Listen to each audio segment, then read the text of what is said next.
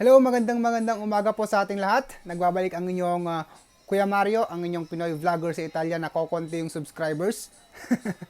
Hindi na nadagdagan eh, no? At ngayong araw po ay napakaganda ng panahon. So, samahan nyo ako dahil pupunta tayo doon sa beach ng Savona. Ipapakita ko sa inyo yung kung gaano kaganda yung lugar ng Savona kasi ngayon yung unang araw na mag-open ang beach dito. So ipapakita ko sa inyo yung mga kaganapan doon at para magkaroon ka ng idea kung halimbawa gusto nyong puntahan, gusto nyong pasyalan sa mga susunod na araw, ay meron po kayong idea. So tara, samahan nyo po ako. So ayan, ito po yung park malapit doon sa beach. Actually, nagagawa na ako ng vlog dito eh. Malapit lang tong park na to dito sa may beach ng Savona. So, bago ka makarating doon, kailangan mo ng daanan itong park na to. So, maraming tao, marami akong nakitang mga papunta tsaka mga pauwi na. So, alas 11 na ng umaga. Yung iba maagang nagpunta para siguro hindi masyadong mainit. Yung iba naman mas gustong pumunta ng hapon kasi mas hindi masyadong malamig yung tubig. So, kagaya niya, mga matatanda. Kung makamatanda yun. Napakaganda po ng lugar na to. Kasi, bago pa man sumapit yung summer, inaayos na ng mga tao, yung mga may-ari ng mga bench yung kanilang mga lugar. Bukod kasi dun sa may public na na beach, meron din private. Kumbaga, binibigyan pa rin nila ng space yung mga taong ayaw magbayad. So, syempre, yung mga tao mas gusto nila ng walang bayad. So, mas marami talaga ang pupunta dun sa may na public na beach. So, eto, papakita ko sa inyo yung kabilang side muna tayo kasi ito yung private na private na area. So papakita ko sa inyo kung may mga tao bang pumunta ngayong araw or wala kasi ngayon po yung first day na mag-open sila. Ito yung overlooking ng beach na to. So, ayan.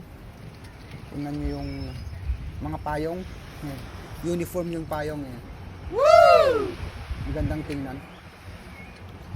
So, hanggang doon po yan sa pinakadulo. Yan po ay private na beach. So, yung sand ng na to, yung buhangin, hindi po siya ganun kaputi. Medyo brown lang yung kulay niya, pero malinis tingnan. Kasi, mini-maintain po nila yan, tinatanggal nila yung dumi, yung mga kalat, tapos yung mga malalaking mga bato na hindi dapat kasama sa buhangin, tinatanggal nila. So may nagme-maintain yan araw-araw. Hindi kagaya sa mga private, sa mga public na beach dito. Kahilera lang din yan eh. Walang nagme-maintain. Meron man tao ng gobyerno ng Italy. Kaso nga lang hindi ganun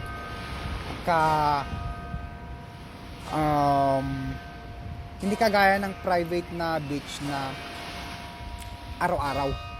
Dito sa mga public, siguro once a week, twice a week. Ganun lang. Pero malinis pa rin naman po kasi yung tubig dito napakalinaw. Mamaya papakita ko sa inyo kung gaano kalinaw yung tubig pag mga ganitong summer. So, ayan. May mga ilan-ilan lang mga taong dumating. Kaso nga lang, hindi ganun kadami. Pero, papakita ko sa inyo yung public beach. Sigurado doon, maraming tao. So, sa ngayon kasi, hindi pa gaanong mainit. So, yung mga tao, hindi pa nagdadagsaan. So, etong lugar na to, itong pupuntahan natin ngayon, dito naman yung kahilera lang po nung mga private na beach. Dito naman yung public. Although may private din dito, katabi. Pero nahati.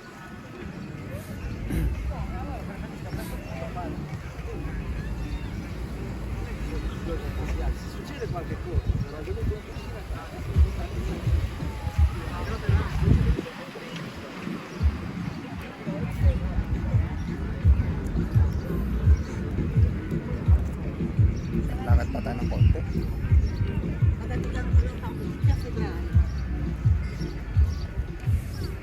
Marami na kayong tao.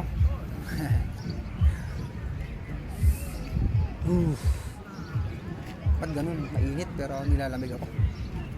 Iba talaga yung balat ng ano eh, pag galing ka ng Pilipinas. At saka yung pag nasanay ka na dito sa Italy. Ako kasi hindi pa sanay kasi 1 taon pa lang ako dito. So, hindi pa ganun kasanay yung balat ko sa lamig. So, nilalagnat pa rin ako pag tuwing sa summer, magsasapit yung winter.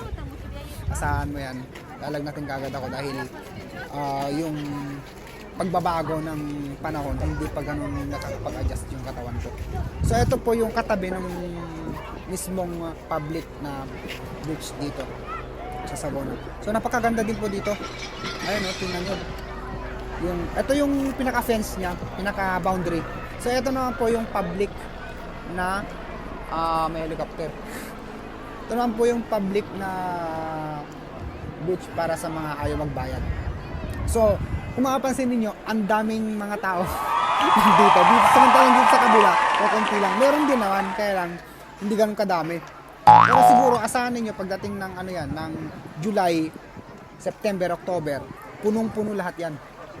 Kasi dito po sa region ng Liguria na kung saan ay kabilang ang Savona, ay dito po yung pinakamahabang beach at dinadagsa talaga ng mga turista tuwing summer.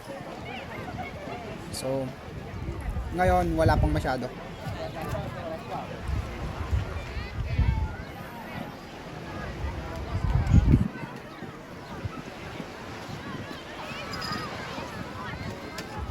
Ayan, eh. May dala-dala talaga silang sariling payong. Yung iba, naglatag na lang. Oh. Puntahan natin sa baba. Tingnan natin kung makakapag-video tayo. Hindi kayo bawal. Hindi naman siguro. Public naman to eh. So, babain natin. Yung mga bata. Ayan guys.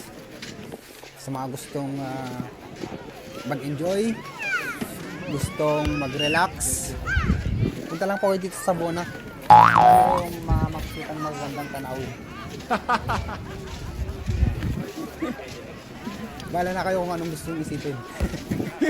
Basta magandang tanawin. Maganda lahat dito. Maliban sa ilong ko.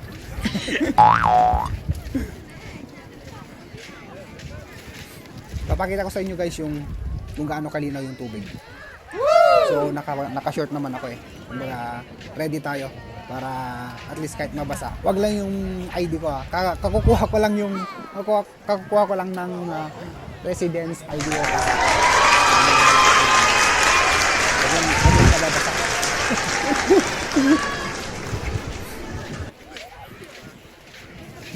So isa rin yun sa sa nagpapasaya sa akin ngayon kasi residente na ako dito at hindi na ako nangangamba na may expire yung aking visa, mawawala na ako ng trabaho kasi wala akong dokumento. So napakasarap sa pakaramdam guys na magkaroon ka ng pribilehyo na tumira dito kahit kailan gusto. Yan o guys, tingnan nyo yung tubig napakalinaw. So,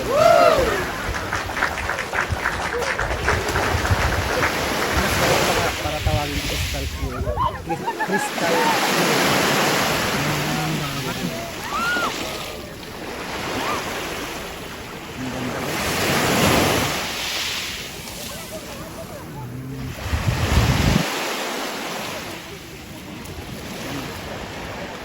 daming tao.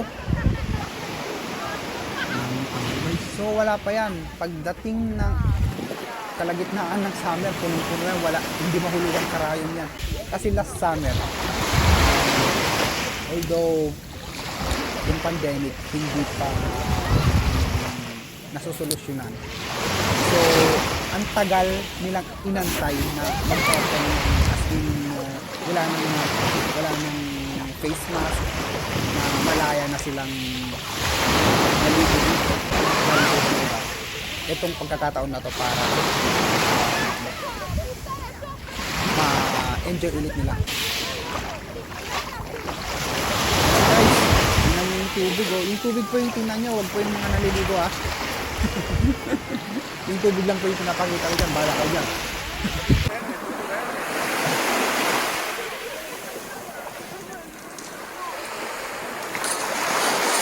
So, etong mga bato na to, ito yung sinasabi ko sa inyo na pagdating ng sa mga private na beach dito, mga kahilera nito, tinatanggal ko ng mga so dito sa public, wala pong tatanggal, kaya makikita ninyo, ganyan po yung gilid ng beach. Hindi siya buhangin na kulay brown na sa loob. So sabi ng kapatid ko, hindi na ng tubig test, daw ako ng tulya.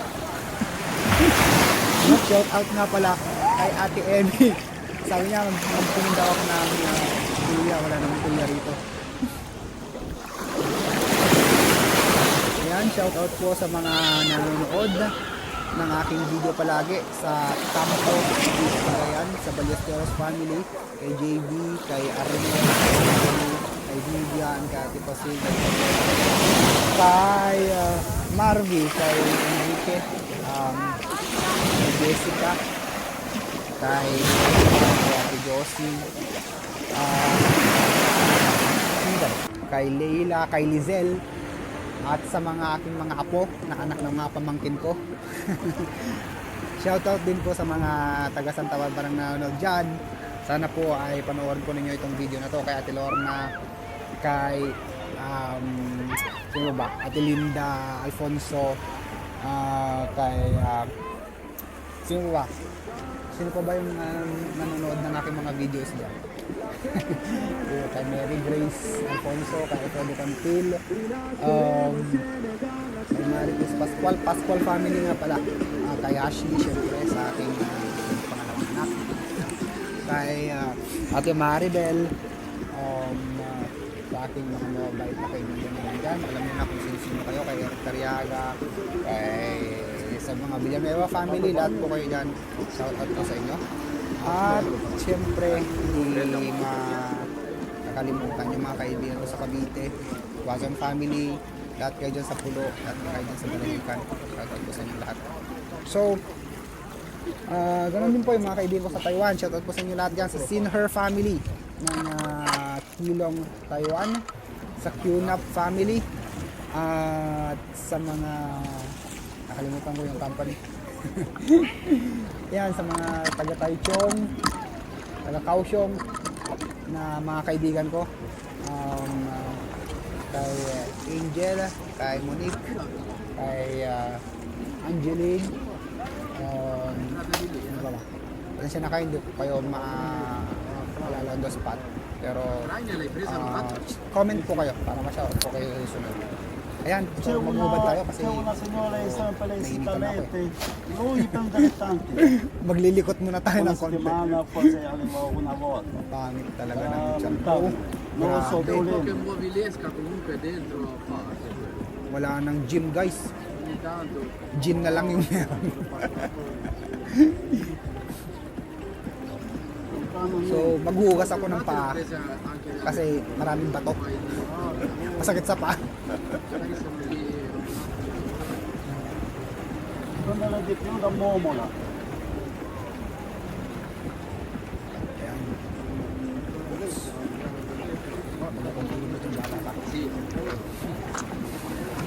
So, etong lugar na to, maraming mga namimingwit.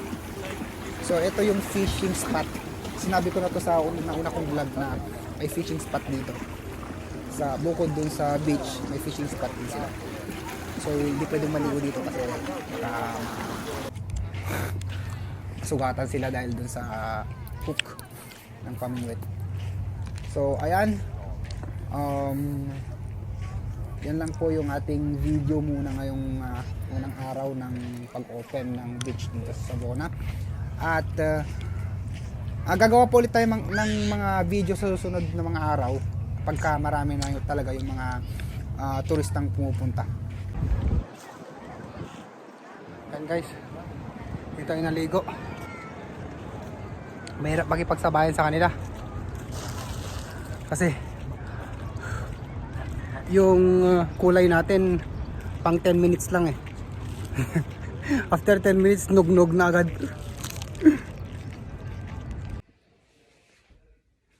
So ayan guys, I hope na nagustuhan ninyo yung video natin ngayong araw. So sa mga bago pa lang po sa aking channel, huwag pong kalimutang mag-subscribe. At kung nagustuhan po ninyo yung video na to, paki-click na rin po ang inyong notification bell para ma-update kayo sa susunod ko pang mga videos. At maraming salamat po. Hanggang sa muli kong video.